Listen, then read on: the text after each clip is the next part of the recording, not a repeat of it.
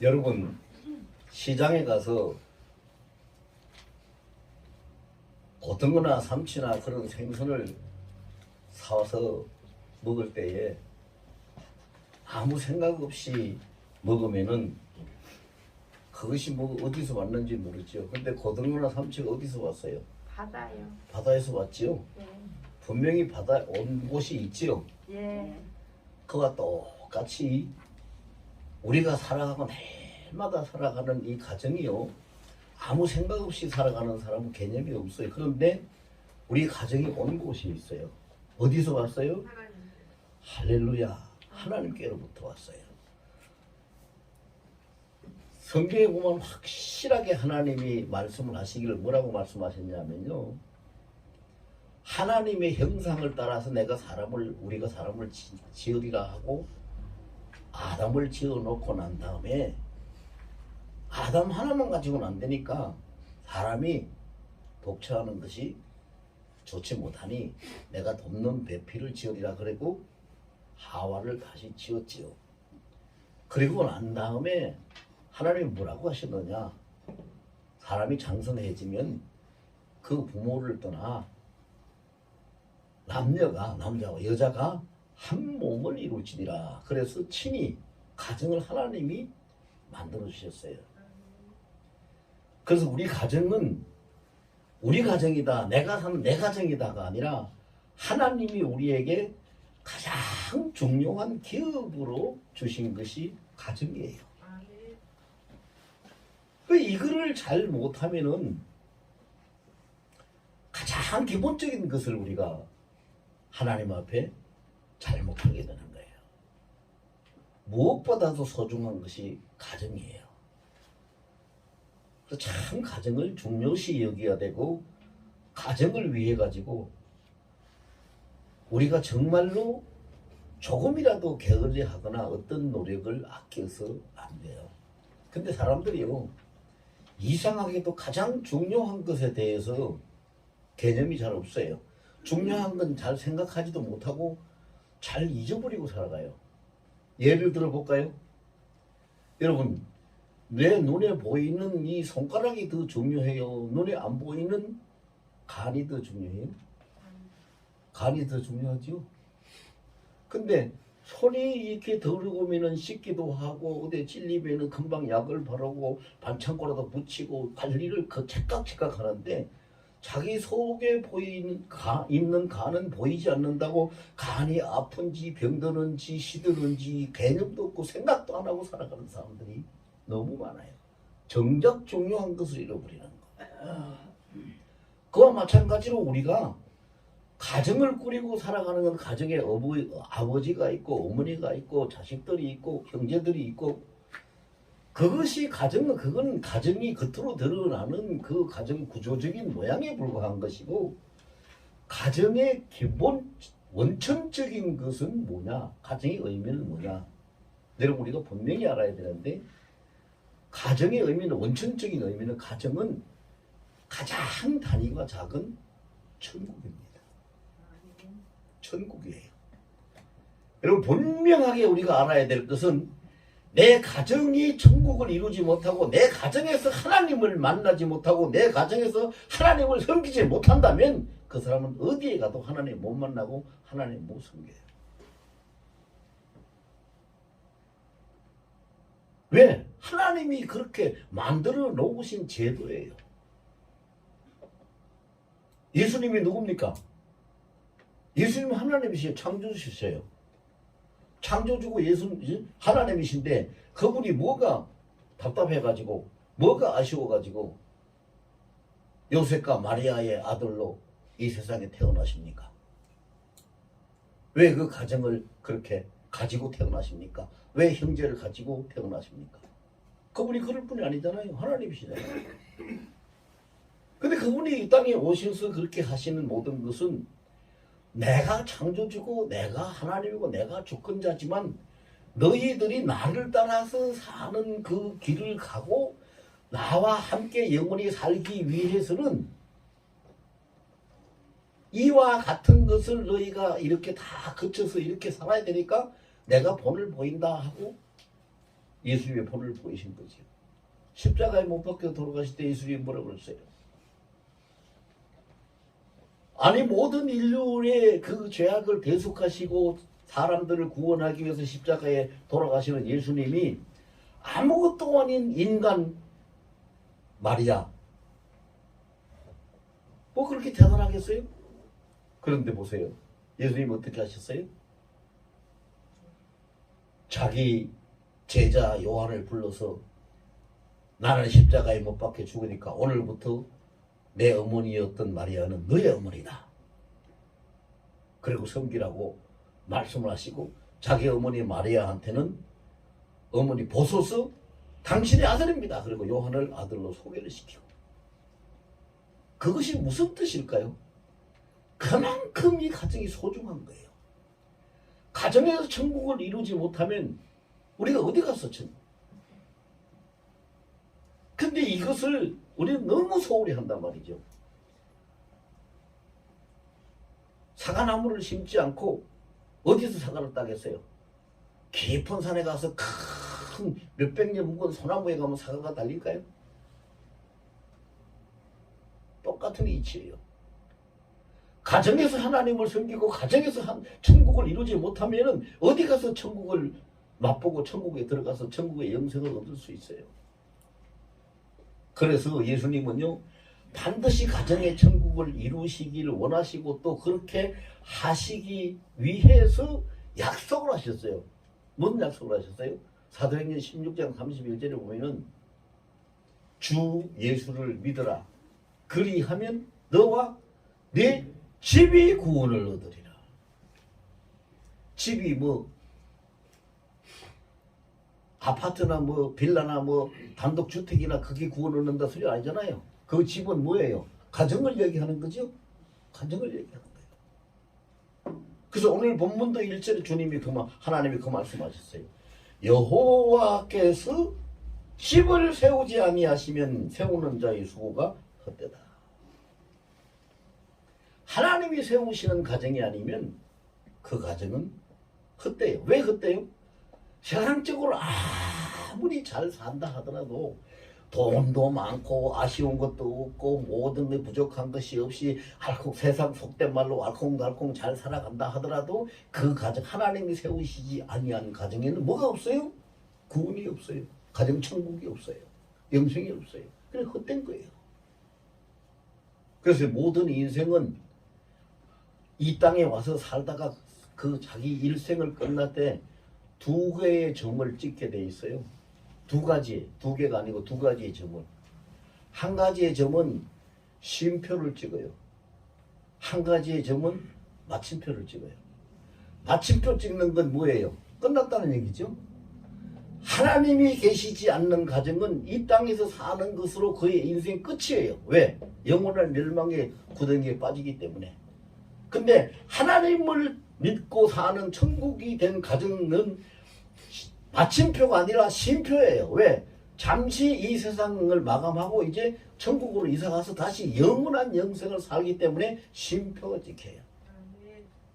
여러분 가정 여기 계신 모든 분들의 가정은 마침표가 아닌 쉼표가 찍히는 가정이 되시길 예수 이름으로 축원합니다. 우리는 쉼표가 찍혀야 돼요. 마침표가 찍히면 안 돼요. 그건 끝이요. 영원히 끝나는 거예요. 모든 인생은 두 가지 점밖에 없어요. 모든 가정도 그렇고. 근데 이 세상엔 가정은요 참 많습니다만은 두 종류에 속해요. 하나님께 속한 가정인가 아니면 세상에 속한 가정인가. 이것도 저것도 아닌 중간치는 없어요. 그럼 우리 가정은 누구한테 속해 있어요? 다 같이 시작. 하나님께 속해 있다. 우리 가정은 하나님께 속해 있다. 우리 가정은 하나님께 속해 있어요. 우리가 지금까지 그걸 잊어버리고 생각하지도 못하고 살아왔을지 모르지만 하나님께 속해 있기 때문에 하나님이 오늘 이 자리에 나와서 예배 드리게 하시는 거예요. 우리가 여기 와서 예배 드리는 것이 그냥 되어진 거, 그저 되는 것이 아니에요. 하나님의 그 크고 놀라운 사랑의 섭리가 있었기 때문에 우리를 택하고 불러주시고 우리를 가정으로 세워주시고 우리를 하나님의 자녀로 인쳐주셔서 하나님의 영으로 우리 속에 심어주셔서 아까 우리 전사님 기도할 때 하나님을 아빠 아버지라고 부른다 그랬잖아요. 로마서 8장 15절에 그렇게 기록되어 있잖아요. 하나님 우리에게 양자의 영을 주셔서 우리가 하나님 앞에 아빠 아버지라고 부르게 하셨다. 그래 우리 하나님께 속한 가정이요.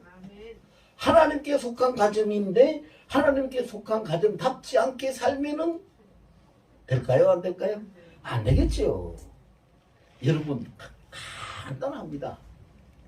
여러분들의 자녀들이 내게 속한 우리 가정에 내게 속한 자녀들이 내게 속한 자녀들로 살아야 되지 남의 식구보다 나하고 관계도 없는 것처럼 그렇게 살아가면 여러분들 마음이 좋겠어요?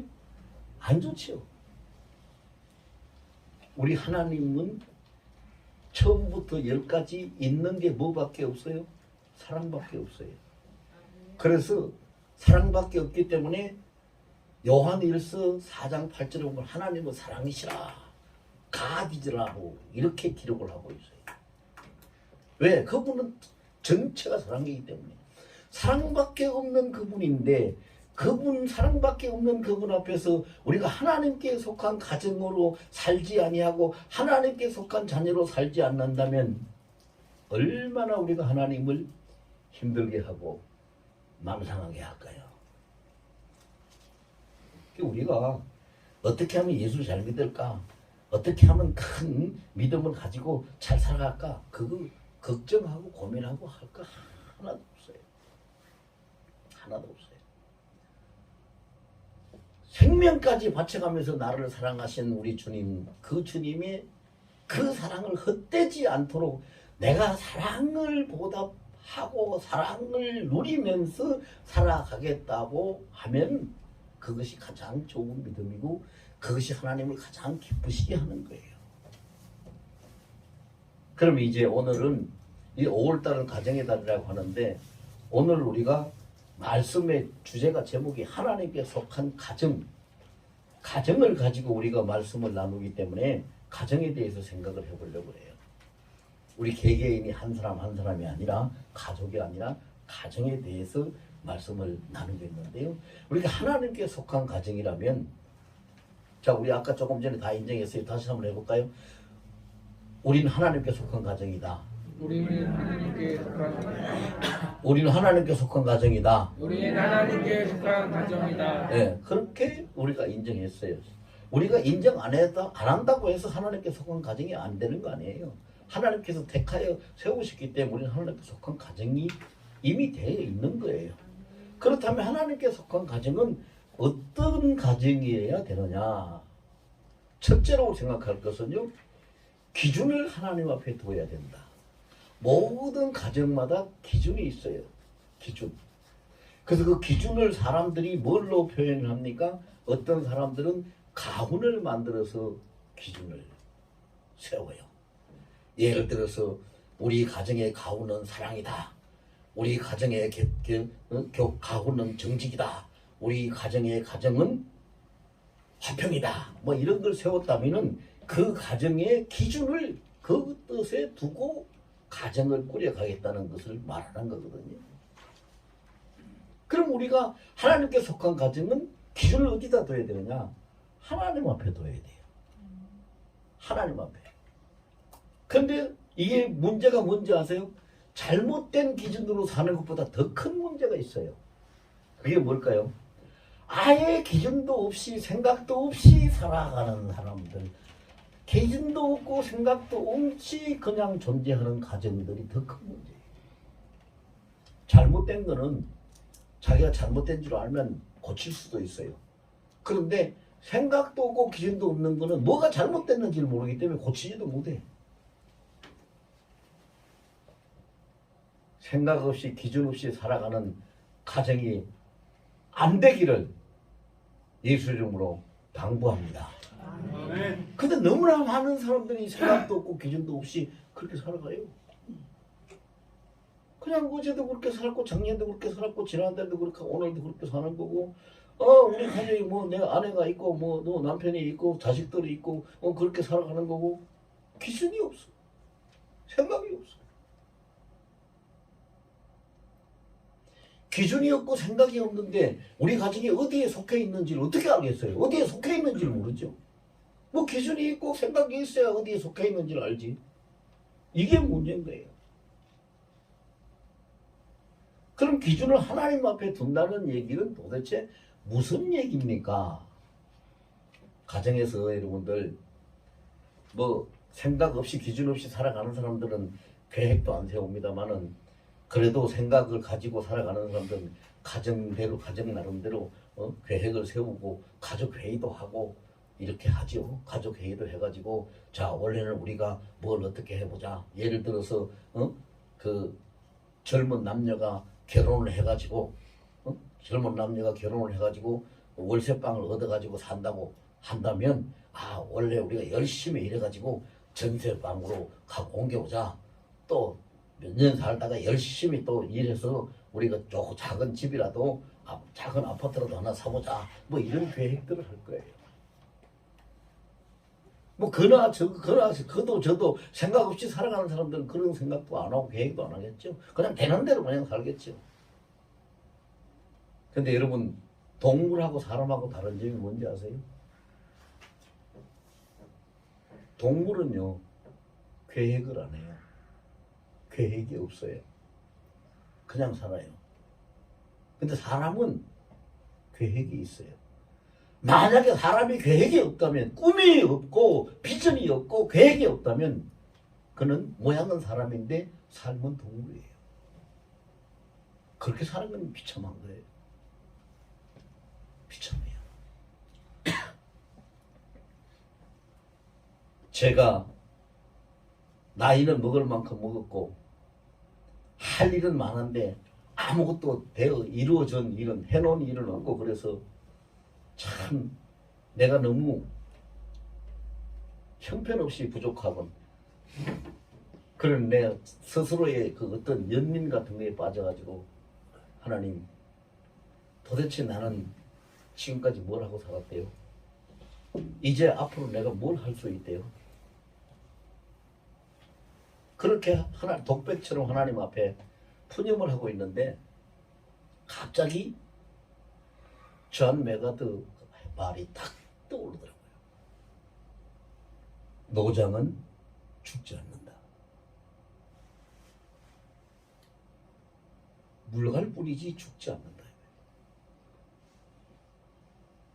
왜 그걸 떠오르게 하셨을까요?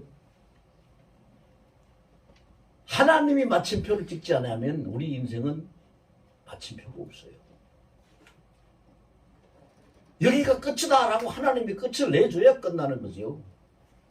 하나님이 끝내주지 않냐고 마침표를 찍지 않으면 없어요. 그럼 하나님이 마침표를 찍는 그 순간까지 하나님의 마침표를 찍을 때까지 우리는 나이도 어떤 형편도 어떤 상황도 그 어떤 조건도 따지지 말고 오직 하나님을 바라보고 나가야 돼요. 그게 믿음의 사람이에요. 하나님을 바라보고 나가는 것. 그럼 하나님을 바라보고 나간다는 것은 뭘 어떻게 해야 됩니까? 라고 물으면은 한마디로 대답하면은 마태복음 6장 33절 예수님이 하신 말씀. 너희는 먼저 그 나라와 그의 의를 구하라. 먼저 우리가 하나님의 뜻이 무엇입니까? 뜻을 묻고 하나님 나를 주관해서 다스려 주소서 하나님의 나라를 통치를 구하고 그렇게 하면 하나님이 이끌어 가시는 거예요. 하나님이 이끌어 가세요. 근데 여러분 여기 앉아 계신 분 중에 연세 드신 분들이 많은데 노장은 죽지 않는다 그 말을 생각나게 한 것은요 제 혼자만 생각하라고 생각나게 하신 것이 아니라 이걸 여러분들 앞에서 증거하고 다 그런 마음을 여러분들이 품게 하시려고 하나님 내게 주신 감동인 것 같아요. 성경에 뭐라 그랬어요? 백발은 하나님 앞에 영광이라고 그랬어요. 왜 그래요? 그만큼 경륜이 있다는 얘기죠. 여러분 젊었을 때 하나님께 속한 하나님 중심의 가정을 제대로 못 꾸리고 왔다면은 이제부터 하나님께 속한 가정을 꾸려갈 수 있어야 돼요. 아멘. 그렇게 해야 돼요. 이제는 알았잖아요. 우리가 가정이 어디서 왔고 누구에게 속았는지 알았잖아요. 이제 하나님이 친히 만드셨으니까 하나님께로부터 왔어요. 그리고 하나님이 친히 만드시고 하나님께서 왔으니 하나님께 속한 것은 확실한 거예요. 이제 알았잖아요. 지금부터라도 그렇게 해야죠. 그렇게 해서 기준을 하나님 앞에 두고 기준이 분명해야 돼요. 기준이 분명하지 않으면 흐트러지죠. 두 번째는 하나님께 속한 가정은 어떻게 살아야 될까요? 목적이 하나님께 있어야 돼요. 목적. 왜 목적이 하나님께 있어야 되느냐? 간단하게 성경 한 구절만 알면 우리가 하나님께 목적을 둘 수밖에 없어요. 로마서 11장 36절에 기록된 말씀이요. 모든 만물은 주에게서부터 왔고 주로 말미암아 있고 주께로 돌아가미니 영세 뭉토록 주께 영광을 돌릴지어다 할렐루야라고 그랬어요. 그러면 우리가 목적이 어디예요? 종착역이 어디예요? 목적지가 어디예요? 주 하나님.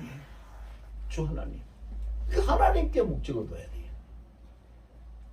하나님께 목적을 두면은요, 하나님께 목적을 두는 사람과 하나님께 목적을 두지 않고 세상에 어떤 목적을 두고 사는 사람과의 차이점은 뭘까요? 하나님께 목적을 두고 사는 사람은 영원한 복락의 세계가 있어요. 세상에 목적을 두고 사는 사람은 이 세상 인생이 끝나면 그 모든 것이 끝나버려요. 너무 큰 차이죠. 이게 너무 큰 차이예요. 그래서 어떤 사람이 그랬어요. 어떤 사람이 운동선수가 나는 올림픽에 나가서 분명히 내가 금메달을 딸 거야. 나는 내 목표는 올림픽 나가서 금메달 따는 거야. 그랬는데 국가대표로 국내에서 하는 그 경기에서는 금메달을 땄는데 올림픽에 나가서는 동메달도 못 땄어. 그러니까 그 큰 소리 치던 것을 들었던 친구가 뭐라고 그랬냐면, 야, 너 뭐 올림픽에 나가서 금메달 딴다고 큰 소리 치더니 동메달도 못 땄네. 그러니까 그 친구가 뭐라고 말했는지 아세요? 그 친구 대답이 아주 걸작이에요. 내가 올림픽에 금메달을 딸 것을 목표로 세웠기 때문에 우리나라 안에서 금메달을 딸 수 있었던 거지. 나라 안에서 금메달 따는 걸 내 목표로 세웠다면 그것도 못했을 거야. 자, 이게 주는 우리를 깨닫게 하는 교훈이 있어요. 내가 너무 부족하고 내가 너무 하나님에 대해서 모르고 내가 성경 말씀도 잘 모르고 그럴지라도 나는 오직 살아가는 목적이 하나님께 목적을 두고 살겠다고 목표를 하나님 앞에 두면 하나님의 은혜를 통해 가지고 우리가 부족하고 우리가 연약한 것을 하나님이 채우시면서 천국을 기업으로 받을 수 있는 천국의 상속자로 우리를 이끌어 가실 줄로 믿습니다. 아멘. 그건 이 정광훈 목사가 하는 얘기가 아니에요. 성경 말씀이에요. 성경 말씀. 로마서 8장 17절에 보면 분명히 그렇게 기록했어요. 예수를 믿는 우리는 하나님의 영을 받고 하나님을 아버지라고 부르는 우리는 로마서 8장 17절에 기록하기를 우리가 그리스도와 함께 하나님의 후사가 되었으니 하나님의 상속자가 후사가 되어 상속자가 되었으니 하나님의 상속자가 된 자는 그리스도와 함께 영광도 함께 받고 고난도 함께 받을 것이다. 성경이 그렇게 기록하고 있어요. 여러분 우리 꿈을 크게 가집시다. 목표를 하나님 앞에 두십시다. 우리의 목적을 하나님께 둬야 돼요. 내가 그냥 교회 열심히 안 빠지고 잘 나가고 내 일생 살아 있는 동안에 신앙생활 잘해서 예배 참석 잘해서 구원받아 천국 가야지. 그렇게 생각하지 마시고 나는 하나님 나라의 기업을 물려받아 하나님의 상속자, 하나님의 후사로 내 삶의 인생의 목적은 하나님께 있다라고 목적을 두시기 바랍니다. 그럼 우리가 하나님께 목적을 둬도 되는 것이 또 그렇게 들 수밖에 없는 것이 왜 그러냐? 그 이유를 우리가 알면 돼요. 하나님께 목적을 둬야 둘 수밖에 없는 것이 첫 번째는요. 예레미야 33장 2절과 3절에 보면 그랬어요. 모든 이 세상의 모든 역사입니다. 모든 일을 다 행하시는 여호와, 모든 일을 다 만드시는 여호와, 그 모든 일을 다 성취하시는 여호와가 나 여호와가 너에게 이르노라. 너는 내게 부르짖으라. 그 부르짖으라가 뭐예요? 하나님께 목적을 두고 하나님께 기도하는 얘기예요. 부르짖으라. 그러면 내가 너에게 응답해 줄 것이고 네가 알지 못하는 큰 은밀한 것까지 내가 너한테 보여주리라. 이렇게 약속을 하고 계세요. 그것뿐만이 아니에요. 요한계시록 21장 6절에 보면은요. 예수님이 그래요. 내가 다 이루었다. 그 다 이루었다가 뭐예요? 요한복음 19장 30절에서 예수님이 다 이루었다는 것하고 같은 맥락이에요. 너희가 구원받고 천국을 기업으로 받고 천국의 영생 복락의 생활을 살아갈 수 있는 걸 다 이루었다는 말씀이에요. 다 이루었다. 그리고 그 다음에 그 뭐라고 말씀하냐? 나는 알파요 오메가라. 시작이요 끝이라. 처음이요 나중이라. 그분께서 시작하시고 그분께서 다 마감하시고 그분이 알파요 오메가니 우리는 목적을 그분 하나님 앞에 둬야 되는 거죠. 그게 마땅한 거예요. 그럼 우리가 우리대로 그냥 살아라고 하면 뭐 이걸 가지고 어떻게 살아라는 얘기냐 뭐 느낌도 없을 거예요. 인식도 없을 거예요. 그걸 너무 잘 아는 주님이 그랬죠. 약속을 하셨어요. 뭐라고 약속하셨어요? 마태복음 28장 20절에 볼지어다 내가 세상 끝날까지 항상 너희와 함께 있으리라. 내가 태어나서부터 내가 이 세상 떠날 세상 끝날까지 함께 하시는 그분이 모든 일을 행하시고 모든 일이 시작이고 끝이면 우리의 목적은 당연히 목표가 어디에 있어야 돼요? 그 하나님 앞에 있어야 되는 거죠. 그렇게 살아야 되죠. 시간이 짧아서 제가 긴 설명을 못하니까 여러분들이 이해를 하실런지 모르겠는데 성령께서 도우시면은 다 이해하고 깨닫고 받아들일 줄로 믿습니다. 네. 시간이 너무 짧아요. 세 번째 한 가지 더 생각하고 세 번째는요. 우리가 가정마다 어떤 가문마다 전통이 있어요. 전통이 있는데 하나님께 속한 가정은 무슨 전통을 세워야 돼요? 그 가문의 전통을 믿음의 전통을 세워야 돼요. 믿음의 전통. 믿음으로 그 가문의 전통을 세워야 돼요. 믿음의 아버지, 믿음의 어머니가 믿음의 조상이 되어가지고 믿음으로 가정의 전통을 세워가야 되는데 그럼 우리가 가문을 정해도 뭘로 정해야 하나님의 말씀으로 정해야 돼요. 믿음의 전통을 세워가려면 하나님의 말씀으로. 그리고 교회 세상에서는 뭐 아무것도 필요 없지만 교회에 와서는 하나님께 꼭 필요한 직분을 받아야 돼요. 아이고 직분 받아야 된다니까 아이고 뭐 장로, 권사, 목사 그런 분들은 직분이 있지만 나는 아무 직분도 없는데 여러분들 그렇게 그거는 착각이에요. 착각입니다. 직분이 여러분 뭐가 직분입니까? 우리 모두는 하나님의 양이고 성도라는 직분이에요. 성도. 성도라는 뜻이 뭐지요? 따로 구별해서 거룩하게 만들어졌다는 것이 성도예요. 그게 직분이에요. 그 직분이 없는 사람은 하나님을 아버지라고 못 불러요. 예수님을 주님이라고 못 불러요. 그럼 그 직분을 나로서 끝나면 안 되죠. 내 자식들에게 손주들에게 대대로 그 가훈을 하나님 말씀의 가훈을 물려주고 대대로 직분을 받게 하고 물론 거기에서 교회에 와가서 뭐 장로나 목사나 권사나 이런 직분을 받으면 더 좋겠죠. 그 직분이 필요 없다는 건 아니죠. 그러나 가장 중요하고 가장 근본이 되는 직분은 성도거든요. 성도. 너 하나님의 사람아 이렇게 부르잖아요. 성도가 아니면 하나님의 사람이 어떻게 돼요? 그 직분. 그 다음에 무슨 전통을 세워야 돼요? 좋은 향기, 냄새지요. 여러분 사람마다 집집마다 다 각각의 냄새가 있어요. 어느 집이든지 들어가 보면 그 집에서 나는 냄새가 있고 어느 사람이든지 만나보면 그 사람에게서 나는 냄새가 있고. 근데 우리는 하나님께 속한 가정은 믿음의 전통을 세우는 가정은 무슨 냄새가 나야 돼요? 무슨 향기가 나야 돼요? 예수 향기가 나야 돼요. 예수 향기. 아, 저 사람 보면은 예수님이 어떤 분인지를 알겠어. 이런 얘기를 들을 수 있어야 돼요. 예수 향기. 제가 자랑하려는 게 아니라 예를 갑자기 생각이 나서 예를 하나 들었는데 제가 목사가 아니고 그냥 평신도 서리 집사 시절에 그때는 서울에서 살고 있었어요. 근데 그 우리 옆에 사는 분이 그런 말을 했어요.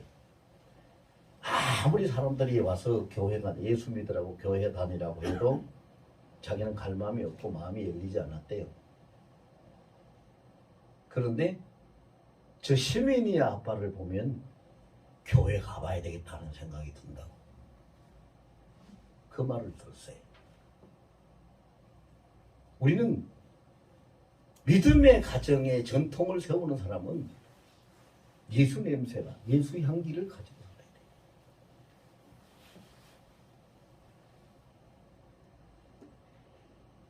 여러분 우리는 다 내가 깨닫고 살았던 못 깨닫고 살았던 지금 현재 내가 인정을 하고 감사를 하든 인식도 못하든 상관없이 정해져 있는 것은 우리는 하나님께 속한 사람들입니다.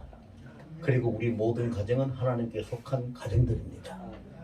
이제부터라도 하나님께 속한 가정은 하나님께 속한 가정답게 살아야 합니다. 우리 가정의 기준을 하나님께 두고 목적을 하나님께 두고 가문의 전통을 믿음의 전통으로 세워가는 하나님께 속한 가정들이 다 되시길